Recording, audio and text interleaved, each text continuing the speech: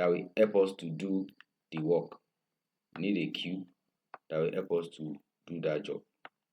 So we need something like this. Then we have we're going to have this cube. I hope I'm doing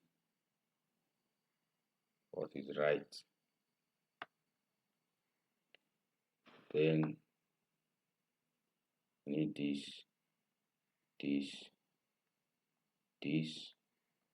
need this. So as you can see, we have successfully drawn a cube around our vector. Now if you look at this cube, it has different corners. Let's say we have O, let's say we have A, B, C, then we have D, E. Let's say this point here is E. We have F, we have G. Now, this vector can be written in 3 components. Why? How do I know that? Now, you are going to notice that this vector, I can write it as a sum of this vector and this vector. Because when you move from this corner to this outside corner, it's as if you come this way, then after getting here, you go up, right? So that means that our OE as a vector is equal to what? If we travel from O to B, is equal to OB. Then after you travel from O to B, you travel up, B to E. So this is BE. Right? Now, this will be OE equal to OB can further be splitted. This OB, you want to travel from O to B.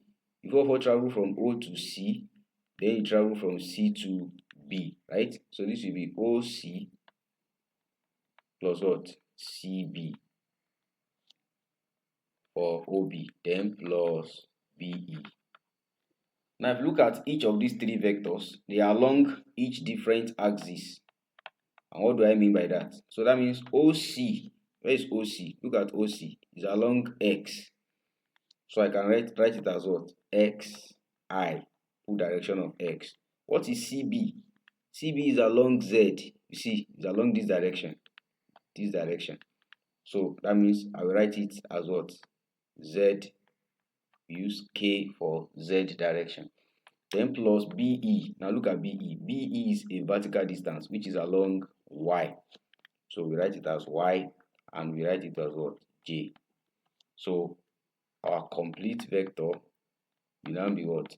XI plus YJ plus ZK. So this gives us the complete vector. So this is what? A vector in 3 components. And if you want to do its own modulus too, the modulus of OE will just be what? Square roots of what? The components. Square them. You square them. Now, does OB has direction? Of course it does, but you can't find its own direction the same way we used to find normal direction of vectors, because it is a space vector. So that way will not work. So what are we going to do? So this is now when we need the concept of direction cosine. This is what? When we need the concept of direction cosine. You need direction cosine. Now, what do you call a direction cosine? What do you call a direction cosine?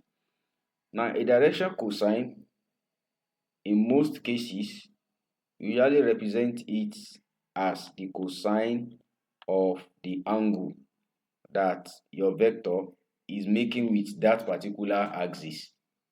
The cosine of the angle that your vector is making with an axis. So that will just be Rn over the original vector. This is how we do direction cosine over the modulus of R itself. So this is how we do the direction cosine. So that means that if I want to do the direction cosine along X, it will be what?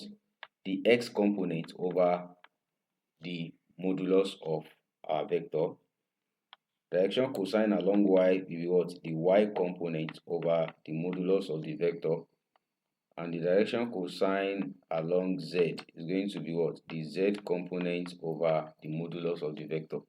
So these are the three direction cosines that we are going to have for our vector. So we are going to represent our vector with what? Direction cosines. So for example, we have been given a vector.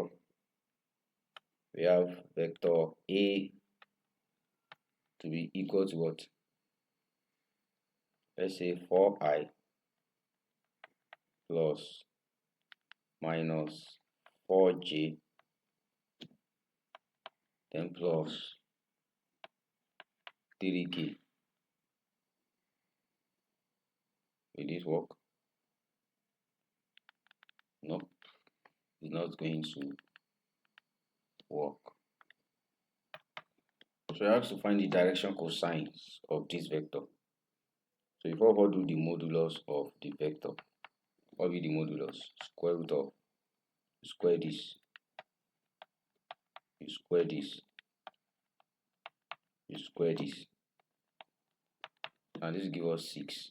16 plus 16 is 32. 32 plus 4 is 6.